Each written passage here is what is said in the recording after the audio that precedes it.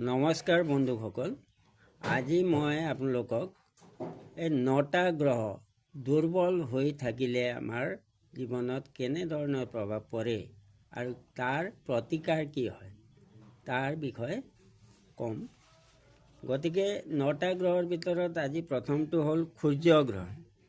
সূৰ্য গ্ৰহ যদি আমাৰ একেবাৰে দুৰ্বল অৱস্থাত থাকে তেতিয়াহ'লে আমাৰ বিভিন্ন ধৰণৰ মূৰৰ ৰোগ, চকুৰ বেমাৰ, ৰক্তচাপ এইবিলাক বেমাৰে দেখা দিব পাৰে বা যিকোনো কাম আমি কৰিব গ'লে সেই কামটো অতি সোনকালে হৈ নুঠে।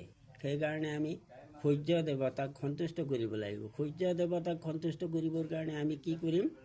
জল অৰ্পণ কৰিম। ৰঙা ফুল দি পেলাই ৰাতিপুৱা সদায়, পাৰিলে সদায়, নোৱাৰিলেও দেওবাৰে সদায় ৰাতিপুৱা 7টাৰ ভিতৰত, ৰাতিপুৱা সূৰ্য উদয়ৰ প্ৰায় এঘণ্টাৰ ভিতৰত আমি জল অৰ্পণ কৰিব লাগিব সূৰ্য দেৱতাক। ওম সূৰ্যায় নমঃ, ওম সূৰ্যায় নমঃ, এই 3বাৰ এই মন্ত্ৰ মাতি পেলাই জল অৰ্পণ কৰিলে আমি সেই সূৰ্যৰ যি দুখ আছে সেই দুখৰ পৰা আমি হাত সাৰিব পাৰিম। গতিকে আজিলৈ ইমানেই ক'লোঁ।